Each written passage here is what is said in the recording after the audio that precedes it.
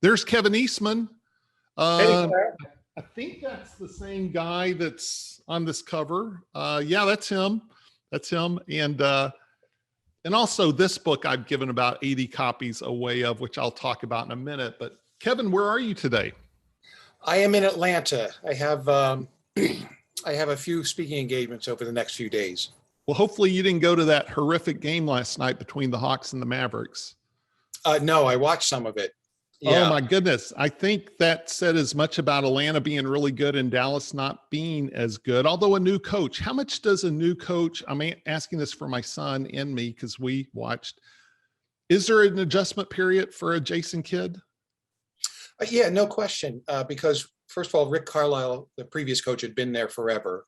Yeah. So you almost get into a Rick Carlisle routine. Right? You try and please the things that Rick Carlisle wants done on the floor and off the floor. So now you have a new person in Jason Kidd, and he's trying to catch up to Rick's, 10, 12, 13 years there in Dallas.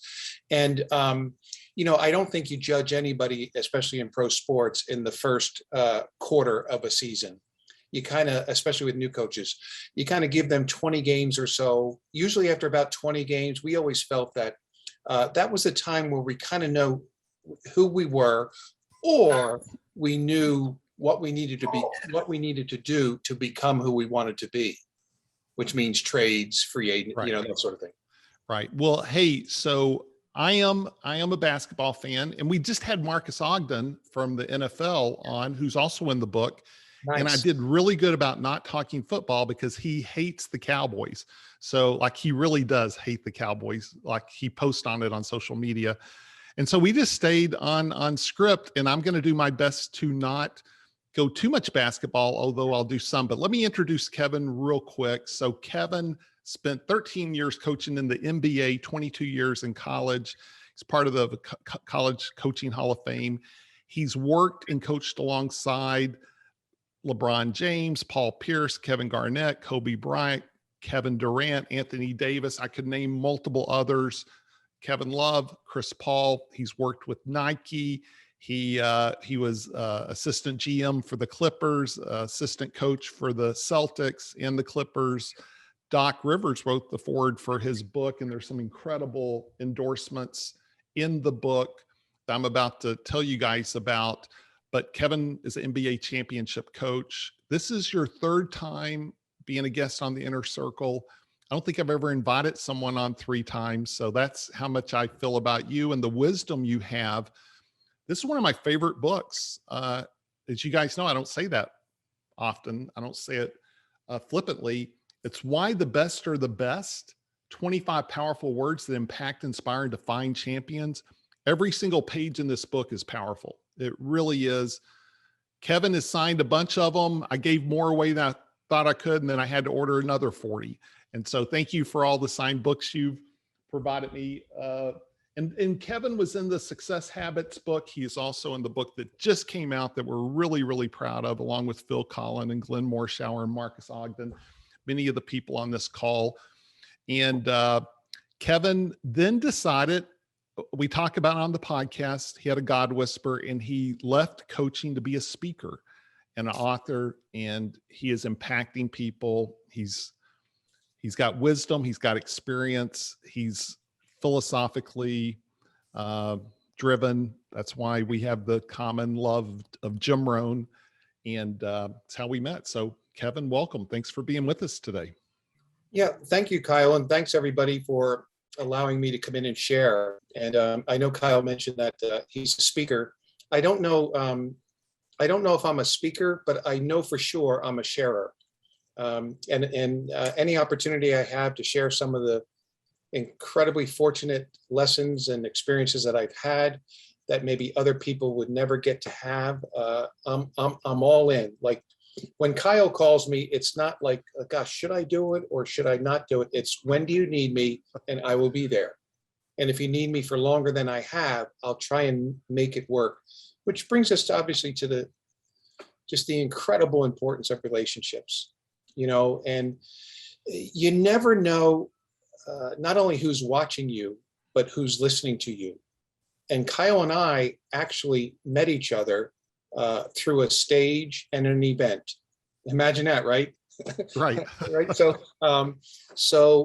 And part of it, I think, was that I think he saw or heard the respect that I had for a person I never met, but always followed, and that was Jim Rohn. Right. So that kind of maybe perked your ear. Yeah. Yeah. And we stayed in touch for about 3 years. You know, you would ping me. So, I talk about the wheel, and the wheel is you get people on the wheel and then you just build a relationship and you take the agenda out. Well, what happens with Kevin and I send out an email about anything and he'll reply occasionally, say, hey, I love that idea, or thanks for sharing that, or whatever, which then pings me back. And I'm like, hey, Kevin, thank you. And I think it was the Success Habits book I reached out to you about, which led to the podcast, which led to inviting you to be part of the Inner Circle calls, which led to having you back on again because it was so rich. And Kevin does remind me of Jim Rohn because of the philosophy and principle based and wisdom and lack of agenda. And he's doing amazing things. And you've always blown away the audience. So today we're just going to do some Q&A. He is on a tight time schedule. Again, you went out of your way to be with us. So thank you so much. And we got Dennis Waitley coming up too, who I know you're probably have respect for Dennis. Who's yeah. So now it just kind of puts the pressure on this little skinny kid from New Jersey to live up to all these other guys. I mean, come on, man. So Kevin's definitely got that oh shucks thing going on. But listen, I always call it the toughest job. Like, people think they have tough jobs, but when your job is you work for a billionaire owner, who most of the billionaire owners I can think of are kind of egocentric and are smarter than everyone else in the room, oftentimes, especially when it comes to sports. And you have players that make a lot more than you do, sometimes hundreds of millions of dollars. And then you got fans who also are smarter than you are. And there's pressure to win on kind of an even playing field, right? So there's 30 teams and everyone thinks you're supposed to be the best team, right? So I can't think of a tougher job than being an NBA coach. And so Kevin doesn't have to read a book to come up with content. You have enough stories to last forever. That's why we have talked about doing a 2-day leadership thing, sometime down the road, and just let people pull from your wisdom.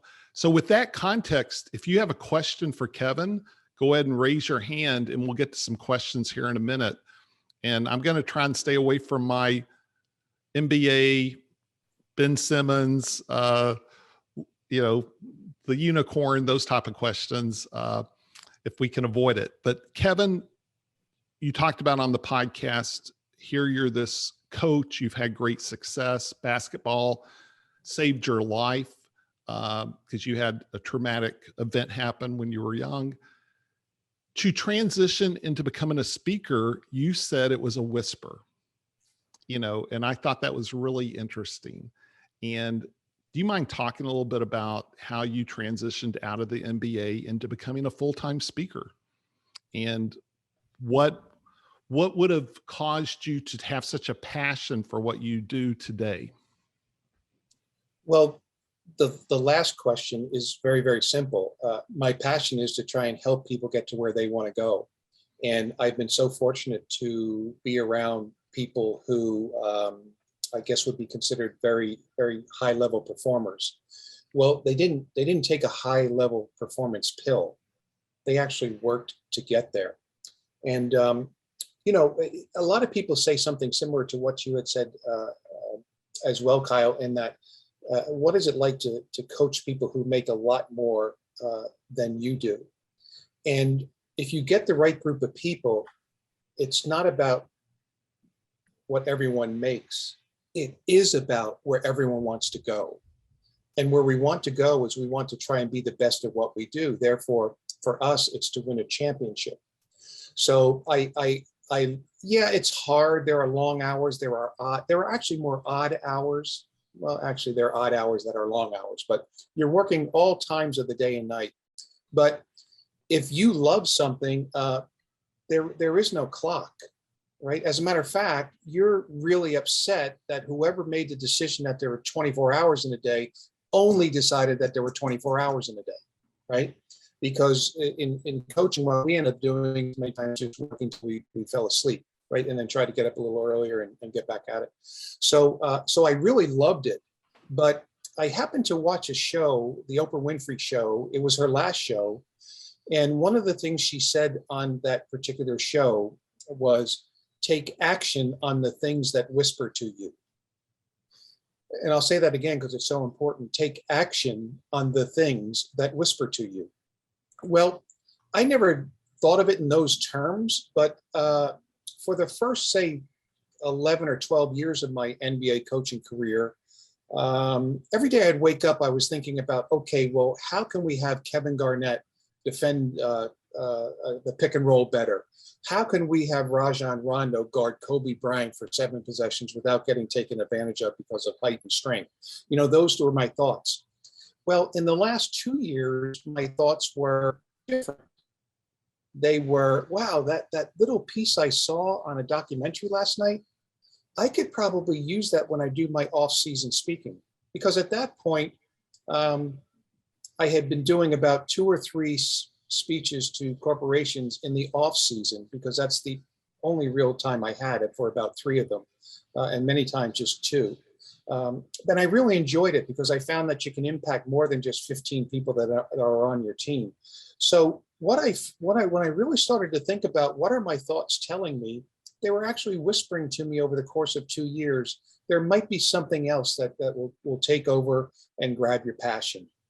And sure enough, it was helping a greater audience. So I went from coaching unbelievable athletes, being around some incredible coaches. But what I have found is there are incredible people in the corporate world. There are unbelievable leaders in the corporate world. So they just have a different title and they do their thing in a building, whereas we did it in a gym. But I think my hope is that when I get around people, they're kind of like all of us on this call. They know they have not arrived. They're still trying to get there. And what a better way to live life than to continue to try and get there, and to continue to try and what I call the GDI, the growth, development, and improvement each and every day. So Oprah Winfrey gave me some clarity and really put the final touches of the painting on for my thinking. And I just kind of took off, and I mean, I've been fortunate. Love it. And you've had I mean, if you ever take a minute to reflect back, you've had an amazing career. Like when you talk about the tragedy with your mom when you were young, and never really being the star of the basketball team, but you fell in love with basketball, and to have worked with all the incredible players through the NBA and Nike and all-star teams. How much do you think becoming the assistant GM, or maybe it was the GM of the Clippers, helped transition you actually from being a coach to taking that eventual road to leaving, to talking to corporate audiences? Yeah, well, the first thing is, and I always hate using all these terms that are in all the books nowadays, but it got me out of my comfort zone, right? Because I was so comfortable coaching and leading athletes, right? And you can kind of get into a little bit of a rhythm and routine. Sometimes rhythm and routines are really, really valuable, and other times they kind of like keep you in that same rhythm and routine, and you never kind of test yourself. So when Doc said, I need you to become actually the vice president of the Los Angeles Clippers, the reason was we had lost our owner. The NBA actually banned our former owner, Donald Sterling, from ever owning a team again. So there was a void in ownership for a while. And Doc wanted to make sure that his culture got ingrained even more. And he said, I just need you, Kevin, to do it, because you've been with me for, at that point, maybe 10 years.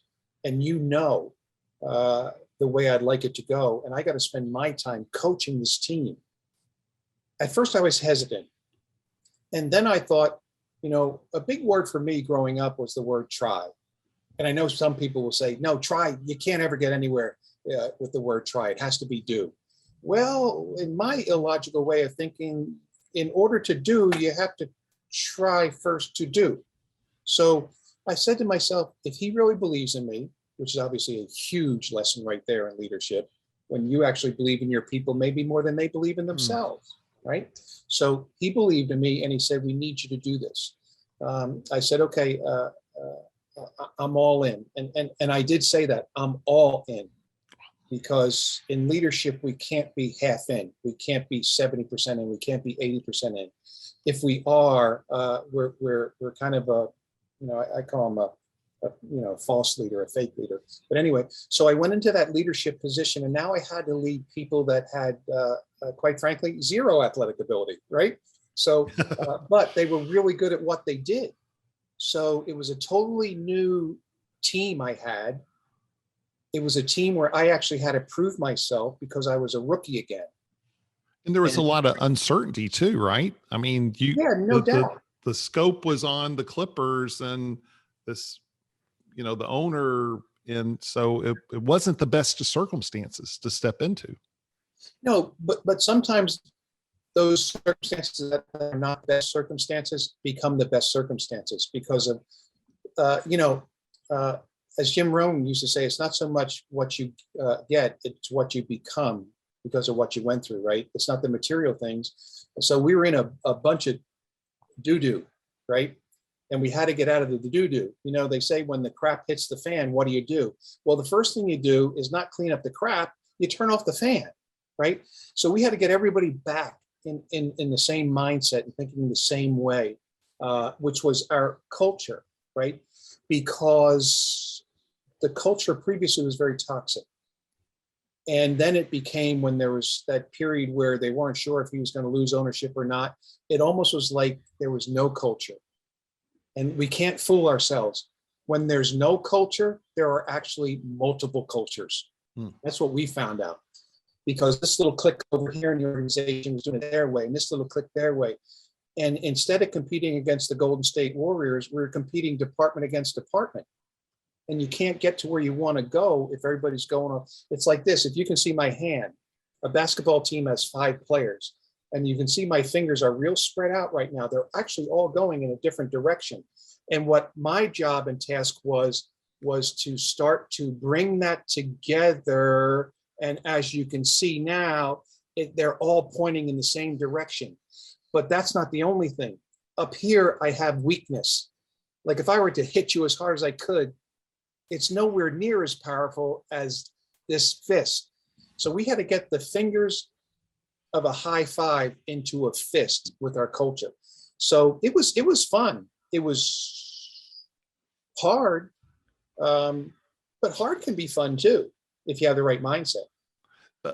And Jeremy, I'm about to come to your question. I want to follow up on this though, because where there's no culture, there's multiple cultures. That's a great observation. And the majority of the time, success can lead to that too. There's a few, the Patriots and some teams along the way that have been able to manage that. But a lot of times success breeds different agendas, right? As everyone now has their own new shoe deal and they're now in movies and TV. How do you bring it back in? And how much of that means having to wean some stuff out? Or is it possible to not wean things out? I know it's probably specific to each situation, but do you feel like you can get people back in without having to say, okay, horrible example, but a Ben Simmons or back in the day, whatever was going on with the Clippers with, maybe a couple of players that didn't get along. Do you have a couple of ideas on how to get a culture back if it was at one time doing amazing? Well, I think first off, you're talking about that most important word in all of group dynamics, and that's trust, right? So we had to build up the trust. Well, step one was to actually state what our culture was going to be, and then to answer maybe the most important question that we have to answer in a leadership position, and that's the question of why, right? Not only are young people now in the Y generation, I think many of us are, regardless of age, especially when there is change involved. Once we hear the word change, the first thing, well, there's probably 3 words come out of our mouths. Oh, crap. Might be a different word depending on where you're from. And then the third word is why. Why are we doing this? Why do I have to do this? So we had to be very truthful and forthcoming in exactly what we wanted the culture to be, right? We thought we had good people, so we told them this should be very easy to you, right? And then we also told them for this to get done, we need everyone buying in, right? And we allowed people who weren't going to buy in to maybe go elsewhere, right? So there are some tough decisions to make too. But I think you have to be forthright up front, and then you have to model whatever it is, okay? Because, you may have the position and title of leader, but the people you lead, their eyes and ears are going to tell them whether they're going to follow you. And what do I mean by that? That's really important. Their eyes and ears will tell them they will follow you. By that, I mean, do their actions, the leader's actions match their words? So we were very cognizant that we lived our culture. We just didn't put it on the wall. A culture isn't something that's on the wall. It's not something that's in your organizational handbook. It is something that you live, and it's something in your heart. And then we tried to just help people when they maybe were bucking it a little bit. We would sit down with them, right? So much can get accomplished and so many things can be solved if 2 human beings would respectfully sit down and talk to each other, right? I do this stuff all around the country with leadership teams and sales teams and just corporate teams in general. And inevitably, one of the top 2 problems that they say they have to improve going into next year is we've got to get better at communicating. So I started to really pay attention to why. Why do we break down in communication, right? Well, one of the breakdowns is clarity. We're not clear on our communication, right? Number 2 is fear. Sometimes, oh my gosh, I don't want to talk to Kyle. He's going to ream me today. Or I don't want to talk to Steve Ballmer, right? The next one is time. Well, yeah, I'll get to that, but I don't have enough time. I got to scurry down the hallway and I got to get to that email. Well, leadership by face is more powerful than leadership by fingers. By that, I mean face-to-face first email. And I know we can't do that all the time. And the last one that I found to be true that has really caused some issues with communication is judgment. Meaning, oh yeah, in my judgment, they got it. They got it, right? Or, oh, she's got it. She always gets it. So I don't need to go back and talk to her again. So the judgment that we have in our people. So, those are some things that come to mind with that question. Hey, Kyle, also make sure I don't talk too much. Kevin, you're dropping so much gold. I'm looking down because I'm taking notes. This is gold. And I'm thinking, this is stuff, it's your 3rd time here and I've not heard you talk about this. So this is powerful. And I want to give a reminder to everyone, take a screenshot of Kevin, take a photo of you watching Kevin, post it on social media, give him some love, mention his book, do hashtag Kyle Wilson Inner Circle. So I'll be able to see it too. He might be on Facebook. He might be on Instagram. I don't think so, but Twitter is his thing. And I think you're kind of hit or miss on Twitter too, Kevin. Like I tried to, on the book, I tried to tag you on it, but I don't know if you saw it. LinkedIn though, you're on LinkedIn. Yeah. I mostly do Twitter and LinkedIn. We had somebody do our Facebook and it was going really well for a while. So I'm now, once I get to October 31, I will have done, I had 68 presentations and they'll end up, well, no, I think I had 2 in November and 1 in December. So November and December are unbelievably fun months. And I'm going to try and learn how to do that stuff that all you guys and ladies know. Well, so, I heard the Facebook's good. I don't know. In the Instagram, I'm joking, but congrats on the 68 COVID. That's amazing. So congrats. You were you probably had too much time on your hands during COVID. Was your wife like, Kevin, go get a gig? Well, yeah, Wendy, I'm leaving it there because I think this is getting recorded. But I'll tell you what, everybody, if your spouse is like mine, if she was on this call, she'd be killing me too. So, and that's the fun part that we have with our marriage. We can laugh at each other. That's awesome. So again, take a screenshot. Don't miss the opportunity. Kevin, so much richness. Let's share it with people. Give them some love. So Jeremy down in Florida, Jeremy's an entrepreneur, 16 employees. So I know he's taking notes on everything you're sharing. What do you got, Jeremy? Hey, Kevin, just wanted to say hi. Enjoyed watching the Celtics teams you were a part of. I liked watching you beat up on LeBron and taking out Kobe. Although I did go to a couple games where the Celtics took out the Orlando Magic. I wasn't too happy about that. But my question is, when you guys brought in like Kevin Garnett with all the credentials that he had, was he coachable right away? Did you have to get him to buy into the culture there? Or was he impatient, and anytime you guys had a setback, he wanted to revert back to his old ways? Well, the answer to the quick answer is no. And we were very intentional about who we brought in. And with Kevin Garnett and Ray Allen, they saw things the way Doc saw things, which we thought was really important if we wanted to turn that thing around. Because for those of you who don't know, we were horrible in 2006, 2007. We were 24-58. Like any five of you guys could have beat us, right? And by guys, I mean the ladies on the call and the men on the call, right? That's how bad we were. Like I might have been our fourth best player. Come on, man. I'm the fourth best player. By the way, I was good. Kyle undersold me on that. I actually was pretty good. So enough of me. So we hired Wright, or in essence traded Wright. So they had the right attitude coming in. And you see, because of that, we were able to put demands on them. And our thing was, and we told our guys, look, we're going to be demanding, but we're not going to be demeaning, right?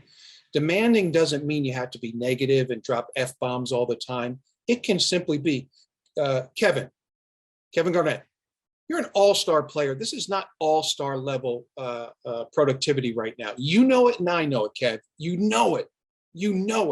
And they'll agree. And why do they agree? Because of the most important thing we did the very first day they got to us.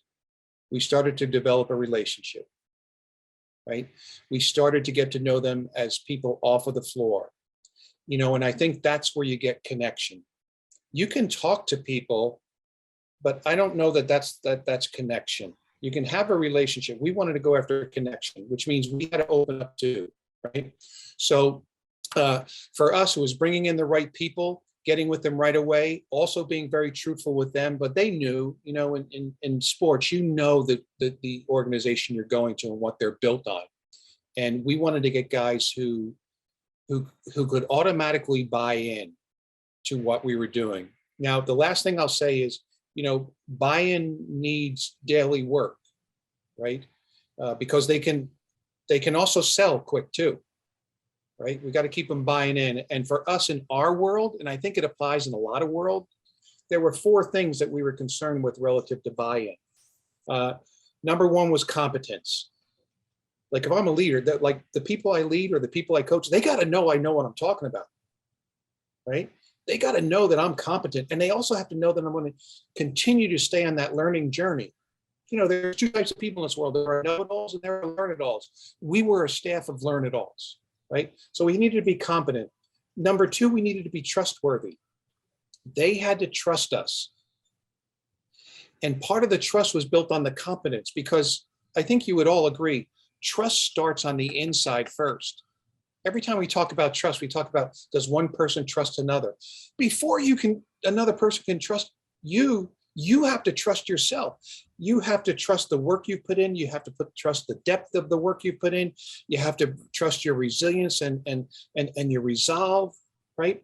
And to get to the point where those people you're coaching or leading, they have to believe that you believe what you say you believe in. I'm going to say that one again. They have to believe that you believe in what you say you believe in. So I had to be competent. I had to do my work before I could display my knowledge, right? And then you had to be trustworthy. The next thing is work ethic. You know, all of us, no matter what line of work we're in, if we are in a position where we lead others, you know, we're going to ask them to give us a tremendous day's work, worth of work. You know, they have to work hard. They have to see us work hard. And the last one's really important: sincerity. Who are you in this for? You know, your people may not ask that specifically to you, but they are wondering that. Like, okay, is everything you're making us do done because it makes you look good, Mr. Coach, Mrs. Leader, right?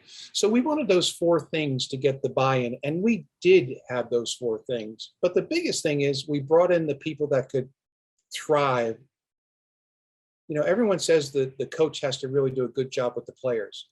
Well, that job can be better done if the coach really likes the players he's coaching.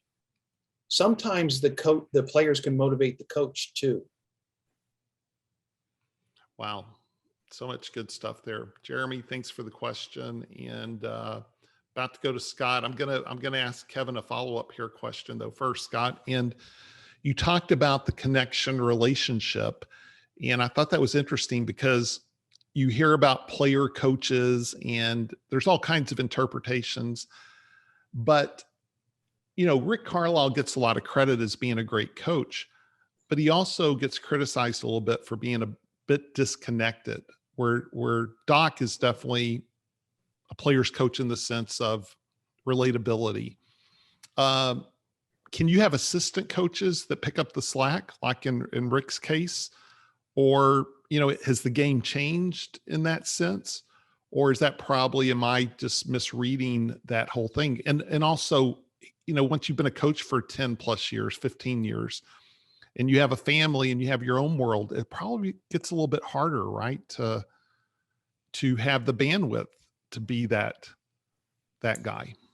Yeah, well, look, we're all different. And right. Rick is different than Doc, and Jason Kidd, who you mentioned earlier, is different than both of them. I think the key is it's a coaching staff. It's not one person. So we basically did something very simple. We called it a relationship grid. We put every player's name down the left column and all the coaches' names up top. And we don't have time to go deep into this, but allow me to say this. You could only check a box if there was a connection. Okay. You couldn't check the box if you guys just talk like, hey, what's going on? Oh, no, not much. What's going on with you? Oh, not much. Good game last night, right? Yeah, good game. Did you watch the other game? Yeah, watch the other game. Okay. That's talking to each other, right? We wanted to know, okay, who has connection with who? So let's say Kevin Garnett. Now we go under Doc. Yeah, they had a connection. They would talk about things deeper than superficial things, right? Check. Tom Thibodeau, no check. Kevin Eastman, maybe half a check, right? Whatever it was. And you keep going down. Now we find this guy, I'm not going to name the name, no checks across. That means nobody can reach him, right? So what we would do is, okay, who thinks they have the best opportunity to start to develop a relationship, right? Because when you think about it, what Kyle's really talking about is, can we get into the players' minds, right? To get them thinking a little bit about, you know, when they're here, they think about basketball. And if we need them to think about something for the game tomorrow when they get home tonight, we have enough of their mind that they'll do that. Well, we always believed in order to get a piece of their mind, you had to go through the heart. So in order to get mind space, mind space, you had to get some heart space first, right? And that's the connection. That's talking about things other than just the craft. So if Rick was probably great talking to them about their craft, and I think Rick actually is funnier than people think. Oh, right? yeah. Yeah. No, he's got a dry sense of humor for sure. Yeah. And sometimes it's like really funny if you're around him. But so with the group, can someone reach them? And sometimes you have to be the buffer as the assistant coach between that player who may be upset and the head coach. And that's where you have to have the relationship, because if the head coach is right and the player or the employee is really upset, you have to be able to have the conversation with the employee. No, he's actually right. You're just emotional right now, right? You're not really hearing what he heard or listening, right? Listening to what he said, because he's right, actually. And I've had to have those conversations with guys. They're not easy, but they're I call them must-have conversations. This is gold. One more follow-up to that, then Scott, I'll get to you. I'm sorry. I do these interviews for myself as well, right? So it's like, I'm just curious. So you said this grid you guys create. Do you think that's common among other teams? Is that universal, or do you think that was unique to you guys? And the follow-up question to that would be, are you also looking at any kind of connection? Like, we both had single moms, we're both from LA, things like that too. Yeah, I think connection comes through the heart, and the heart means you have to open up, right?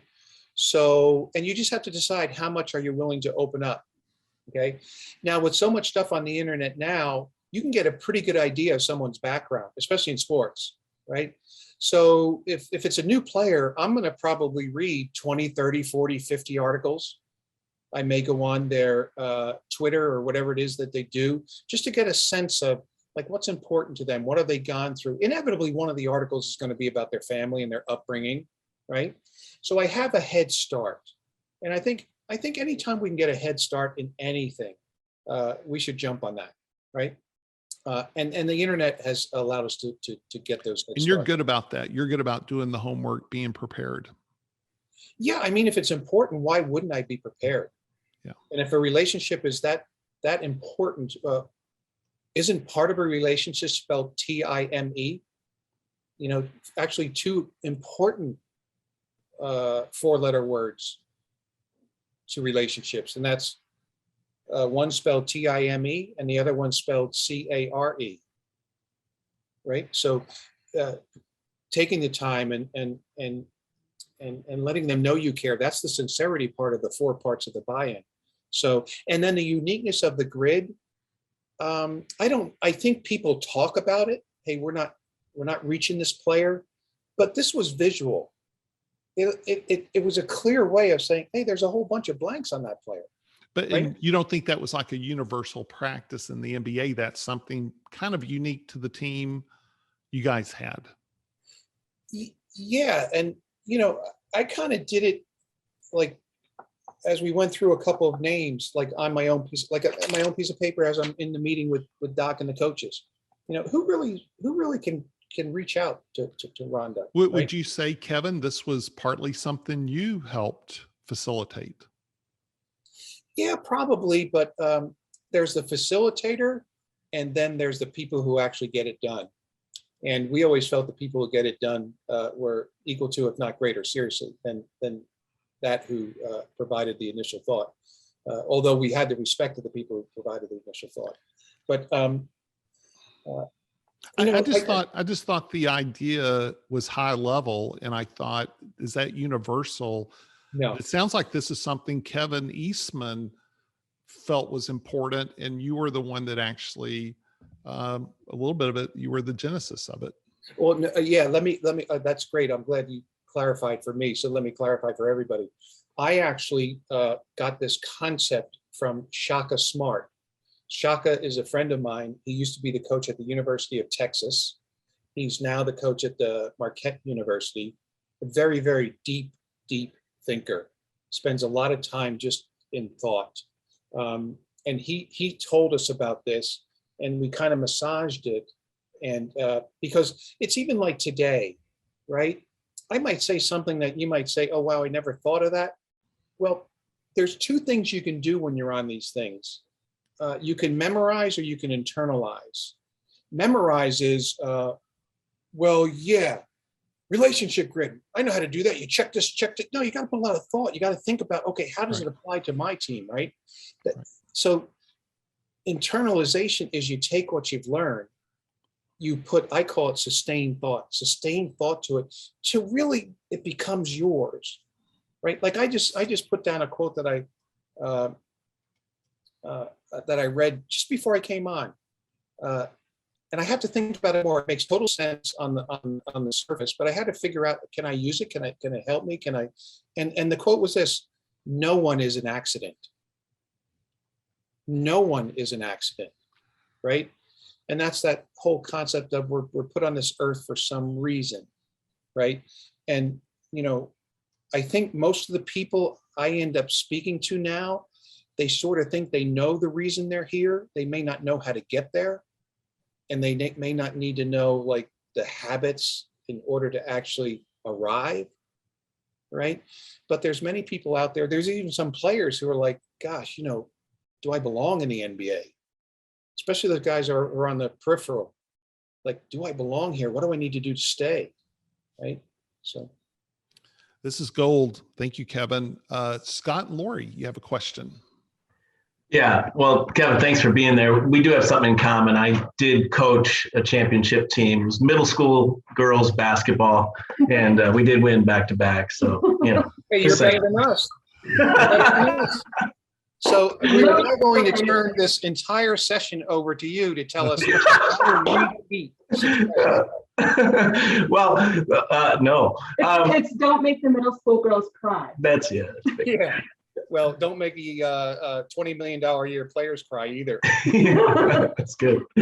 Well, Coach, so my question is, so if you're not the lead culture maker in the environment that you're leading in, how do you still, and maybe the lead culture maker isn't really pushing for the healthy culture that you need, how do you still do what you can do to help create a healthy culture environment and not appear to be going rogue and kind of trying to push your own agenda?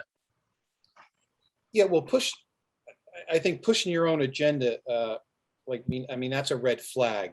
So we have to pull that player in. And again, I get back to, one of the best strategies to solve problems is to get two people face to face and in a respectful way, talk it out, right? But also talk not just on opinion and assumption. Talk also about sustained thoughts you've put to this particular thing, why you believe in this, maybe some research behind it. Not research, I don't mean books and all, but you've really thought about it. You've studied it, right? Not just think, man, I can't believe Doc doesn't play me 48 minutes out of the 48 minutes. That's a bunch of BS. Well, John, if you actually watched the film with me, you would probably say the same thing we had. Why would we put you on the floor, right? So not really, but so first off, we want everyone who can to live, in this case, an example you're talking about, live the culture each day. Now, the best way to do that is to hire culture, not to have culture, right? Hire culture. The players we bring in, they should, look, we don't want same thinking people. We do want same values people. Big difference in the two. If one of our core values is integrity, we don't want someone who's going to backstab people and maybe try and get a sale by lying to the customer, and then maybe, okay, well, somebody else in the company has to take care of it after me, but I got the sale, right? So we want like values people, but not like thinking people. So for us, it's let's figure out with our team, how many are bought in and how many live the culture, how many don't. And of those that don't, this is going to sound crass, but who really impacts success and winning and who doesn't in that group that don't, right? It's kind of easy to get rid of those who don't impact winning and they're a complete jerk, right? But now this is a difficult leadership decision. And gosh, it would be a fun discussion if we were all in the same room. I'd be like Mr. Listener in this room. But how far do you go with that highly productive jerk, right? And how long do you go with that highly productive jerk? Well, you don't let them do it on just what they want to do when they want to do it. You have to step in. Like part of leadership is there's going to be some confrontation. There will be some conflict. But if you have the relationship to start, like, I always get asked this question. Okay, now we're going into a whole bunch of junk or stuff, rather. I keep looking out. I don't know, like that's going to give me some answers. Like I have no idea. Like you ever do that? Like you look over there, like it's the same thing I've looked at for the last 30 minutes and it hadn't done anything for me, right? So, so relationships, you know, I always get asked this question. Well, we do have this high performing jerk and we just don't know, like, why do they do what they do and what makes them tick? Hey, we don't care about what makes them tick. I know all the books say you're supposed to, but tick is third on our list. So that begs the question, if tick is third, what's 1 and 2? So, and I'll turn back around to tick, but we don't care as much about what makes them tick. We care a heck of a lot about what makes them talk. Because if we can get them to talk, we'll probably find out to a greater degree what makes them tick. And we don't care so much about what makes them tick. We do care a tremendous amount about what makes them listen. Because if we can get them to listen, we might be able to change the way they're ticking. So how do you get them to listen, and how do you get them to talk to you? Building the relationship. And not just that, but the connection. More words come out of people's mouth with the greater connection you have with them. You just have a relationship. What's up? Nothing. What's going on? Not much. You have a connection. What's up? Well, I'll tell you, but I'm not going to tell others. Man, my brother got shot yesterday. Okay. That's a connection. He started out with the same 2 words. Not much. Well, yeah, there is. Right. So that's how we would do it. That's why I think you have to keep a consistent pulse and vibe on your team. Someone does in that coaching or leadership position. Look, every leader has a leadership team. Maybe they're the assistant coaches, right, in the corporate world. They're really important because this guy up here, this lady up here, she can't see everything. She can't hear everything. Right. That's why the best leaders have big eyes, big ears, and a small mouth. So obviously I'm not a good leader because all I've been doing is opening my mouth and talking. Not true. Not true. So if you have a question for Kevin, raise your hand because we're kind of out of time. I'm gonna ask another question, Kevin, then we'll wrap it up unless someone raises their hand. This has been amazing. I am going to go basketball, but I'm going to turn it into culture. When you see what's going on in New Jersey, I could have predicted that. When you see what's going on in Philly, you know, it's interesting. But then I watched what happened with Atlanta last night. And, you know, Nate McMillan's always kind of impressed me over the years, going back all the way to Seattle as a player. But, you know, when he came in, became the coach, now they've got some talent, no doubt, right? Yeah. So Keith Elias from the NFL talks about culture. So he told us 3 years ago, watch out for Buffalo, watch out for the Rams. They're going to be amazing. Then he wouldn't name the other team, but the other team he named spent fortunes and they've done no good. And he said they won't do good because their culture's broke. And when you look at Atlanta, do you think, well, let me ask it a different way. Are there 2 or 3 teams you can look at? You've been doing this a long time and say, I can tell from the top down, they have a culture that's going to be built to win. Yeah. I think you saw one with Golden State and what they did, right? I think we had one, say, with Boston during our good. Well, all the good teams in the good years that they have that good culture. Now, but we can't get hung up on culture. I have a formula, and it's going to be in my next book. So don't be telling everybody this. Okay. Okay. But it goes like this: V plus P plus C equals a chance at championships. V is values. P is people. C is culture. If those three things are right, you got a chance to be a championship level, whatever you do, right? And we all know what values are, but I'm talking about a deeper level of this, that your values are such, and they're so, you believe in them so much to every fiber in your body that you're willing to be fired over them. That's a core value. It's not something on the wall. Integrity, and maybe the owner of our team says, hey, we just got to start cheating in free agency to get these players. Don't worry, I'll overlook it for a year. I would have to tell that owner, no, I can't do that. Well, what if you don't win and I have to let you go? I can't do that, right? My values are more important than the job I hold. The values I hold are more important than the job I hold, okay? The people part, crucial. Let me tell it to you this way, very fast. Everyone wants great people and great culture. Duh, that's a no-brainer. No one wants bad people and bad culture. Can't win.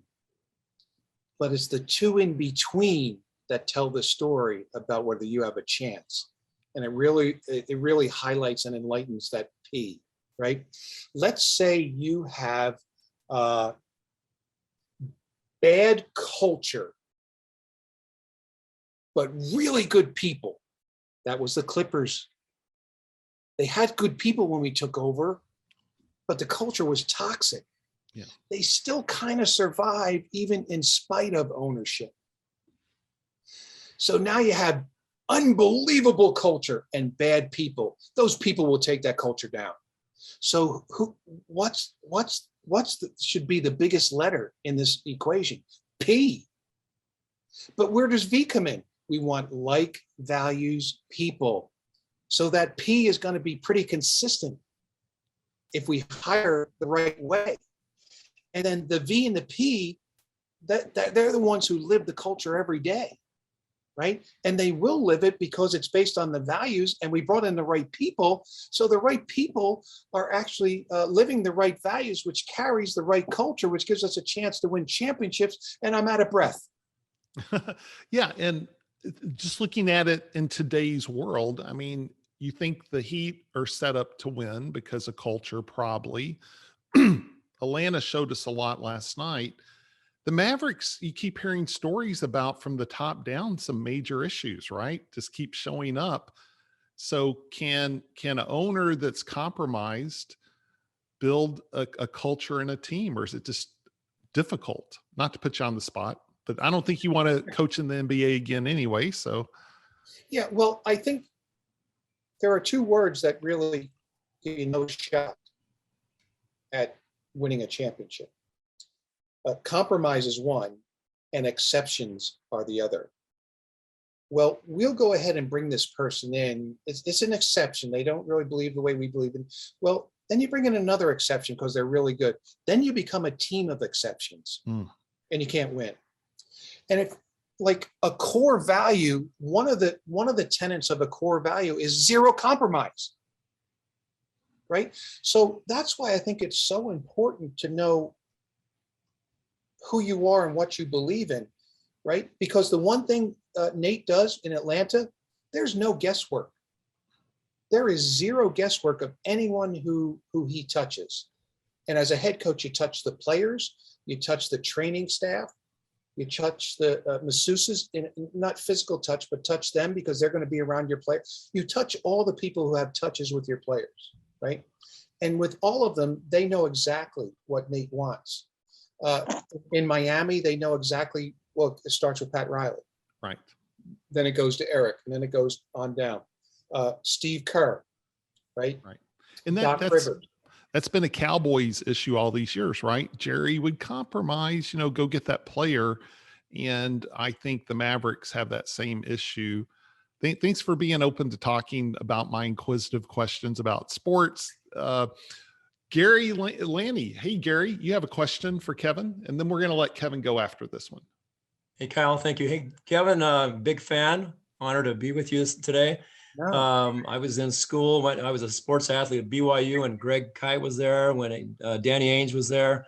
And I tried to take Greg Kite home in my car one time. He's about 7 feet tall.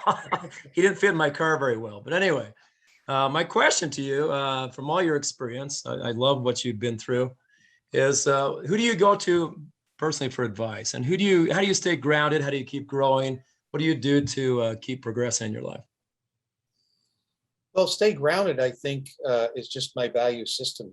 And I'm not going to leave that, and mine is pretty simple. Be nice to people and tell the truth.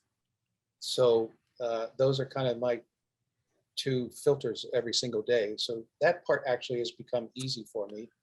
I don't know. I just have a curiosity gene, and I don't know where I might have gotten it from what Kyle had talked about early on.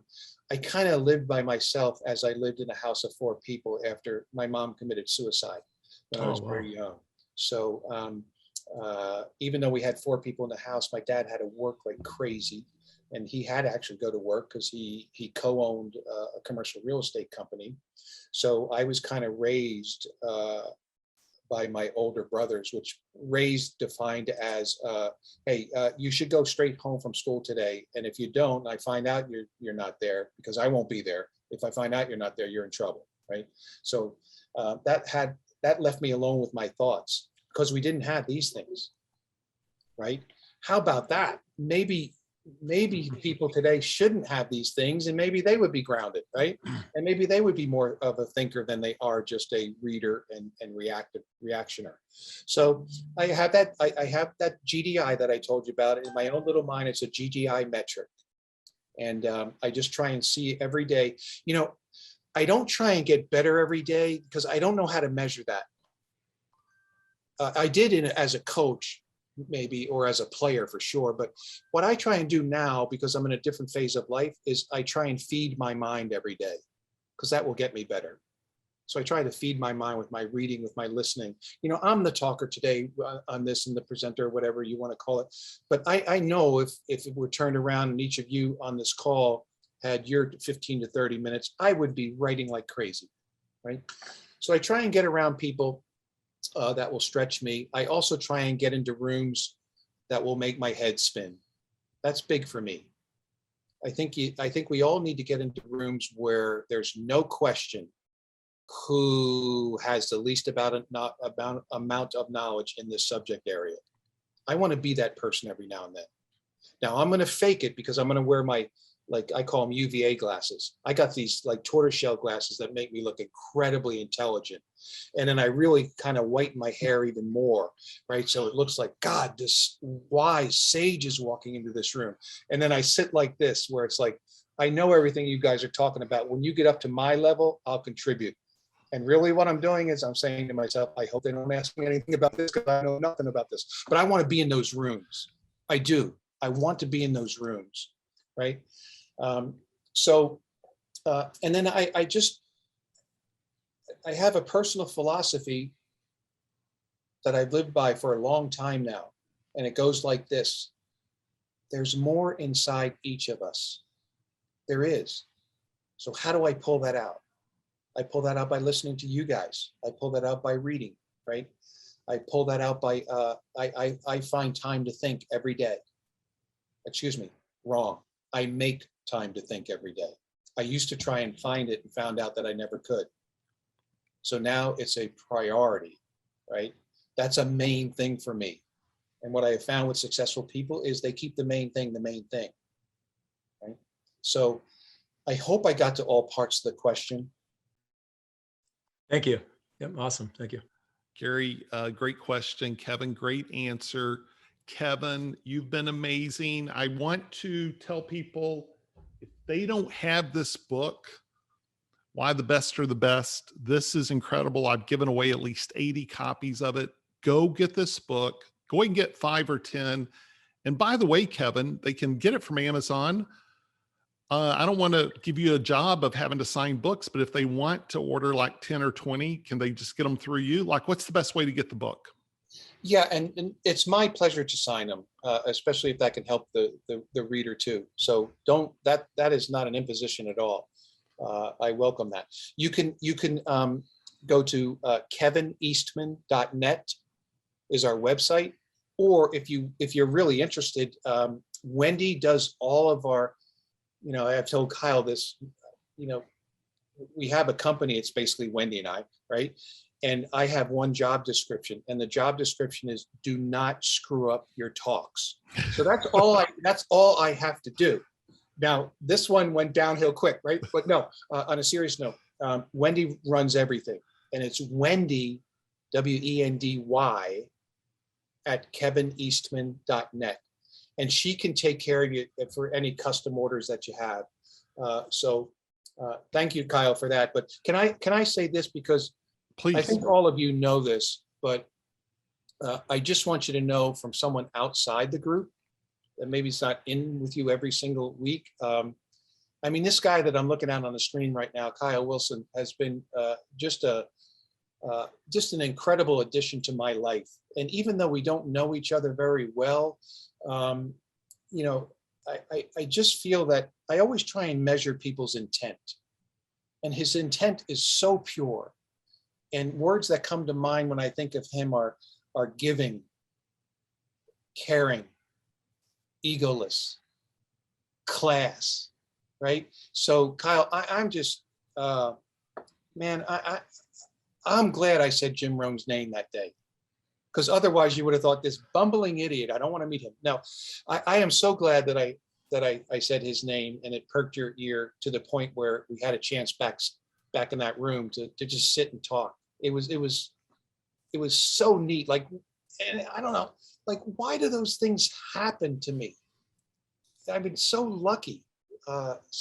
So thanks, Kyle. No, thank you, Kevin. And I'm definitely going to take that clip you did and turn it into a testimonial and send it to you and see if I can use it. But thank you so much for that. But Kevin, I feel the same way. It's been amazing. And it's fun to me when something percolates for 3 or 4 years. In the case of us, it did for 2 or 3. And then we did the Success Habits book, and you were on the podcast. And now this is your 3rd Inner Circle visit, and you're in the most recent book. I do want to also say, if you want a speaker, I know Kevin ended up speaking for Michael and Jerry at their event. It was not that far out of the way for him. He's in Jersey, they're in Pennsylvania.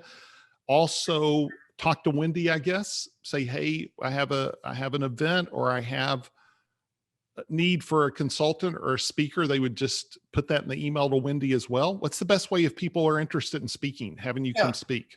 I mean, if you want to hit me with anything, even the books, but Wendy goes right to it. It would be Kevin at kevineastman.net. And, Kyle just said something that I think is important. I think we all know, but it's a good reminder for all of us.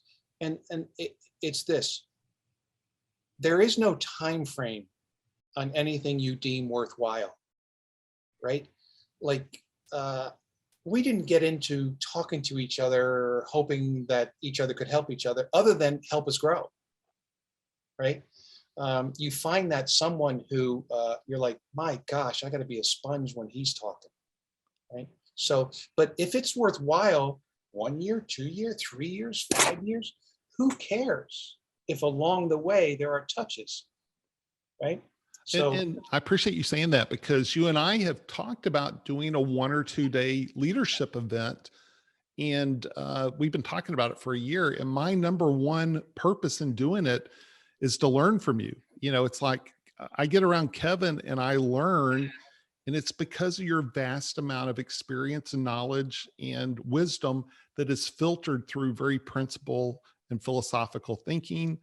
Again, it reminds me of Jim Rohn. And so it's like, wow, that would be fun if we could pull it off schedule wise and otherwise. And so it's just kind of parked to the side that we keep talking about it and thinking about it.